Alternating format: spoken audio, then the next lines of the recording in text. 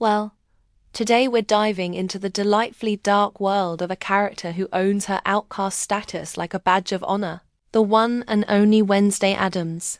Her story at Nevermore Academy is more than just a high school drama. It's a gothic mystery wrapped in a coming-of-age tale, seasoned with a healthy dose of sarcasm and a touch of the supernatural. Our story begins with Wednesday getting expelled from her normie high school. Her crime? A creatively gruesome act of revenge involving piranhas in the school pool to defend her brother, Huxley.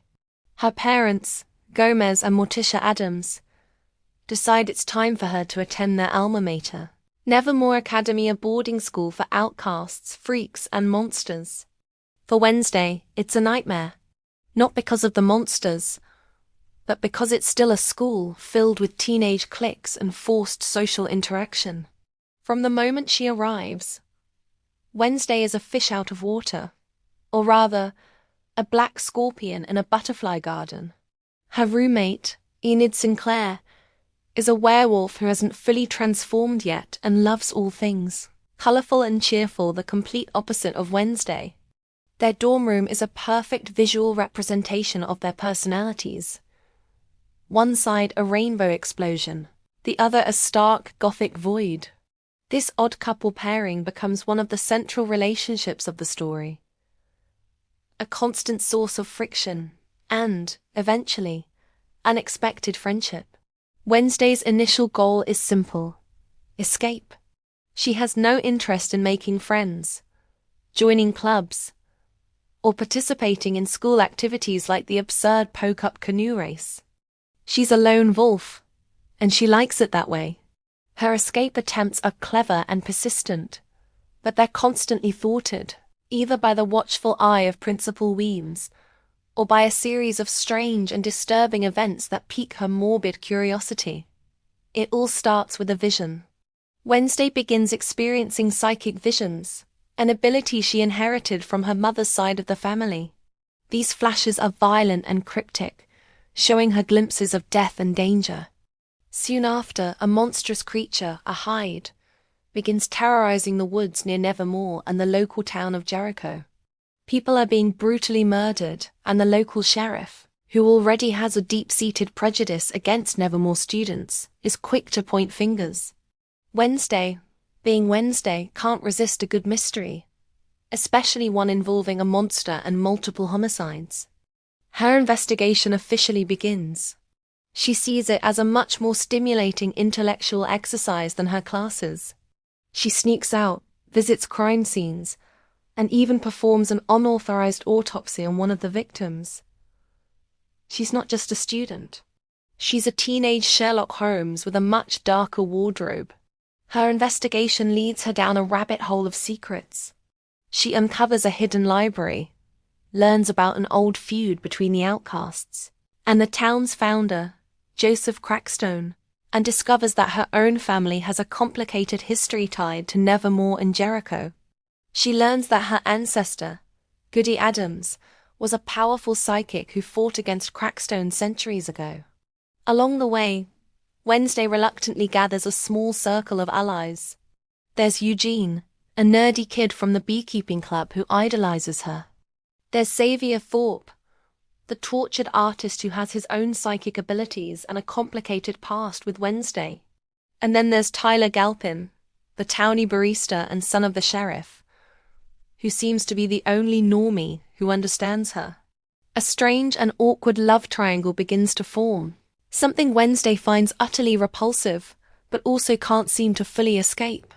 As Wednesday gets closer to the truth, the danger escalates. The Hyde seems to be targeting her specifically. She's attacked, she's threatened, and she starts to realize that the monster is not just a random beast. It's being controlled by someone.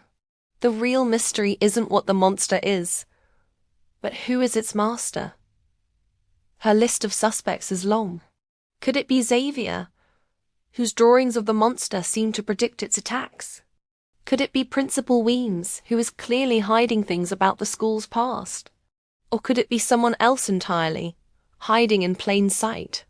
The turning point comes during the Raven, Nevermore's version of a school dance. In a now iconic scene, Wednesday, dressed in a stunning black gown, performs a bizarre, captivating dance that perfectly encapsulates her unique spirit.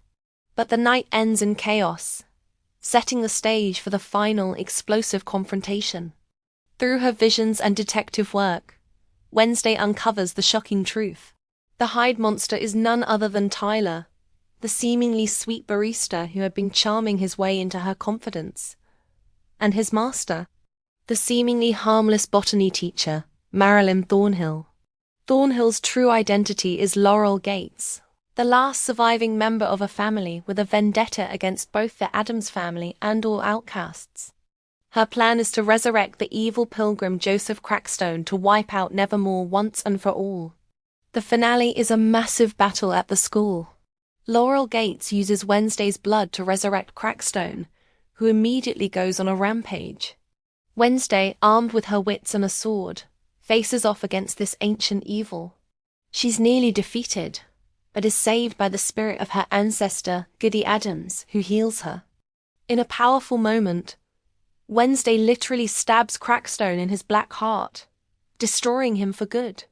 Meanwhile, Enid, who has been struggling with her werewolf transformation all season, finally wolfs out to protect Wednesday from the Hyde.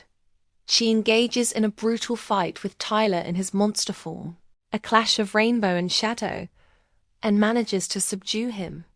It's a triumphant moment for Enid, who finally embraces her true self to save her best friend. In the aftermath, Laurel Gates is seemingly defeated. Tyler is taken into custody, and Nevermore is saved. Wednesday has solved the mystery, but it came at a cost. She had to open herself up to people, to trust them, and even to care for them. She admits that the feeling is foreign, and not entirely unpleasant. She even shares a hug with Enid. As she leaves Nevermore for the school break, she receives a text message from an unknown number. It contains pictures of her, followed by a threatening message. "I'm watching you." The mystery, it seems, is far from over. Wednesday's journey at Nevermore is a story about embracing what makes you different. She starts as a defiant loner, determined to push everyone away.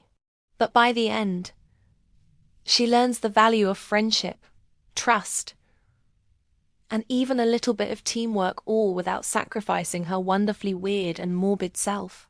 She proves that you don't have to change who you are to find your place in the world. Sometimes, the world just needs to make a little more room for the shadows. See you next time.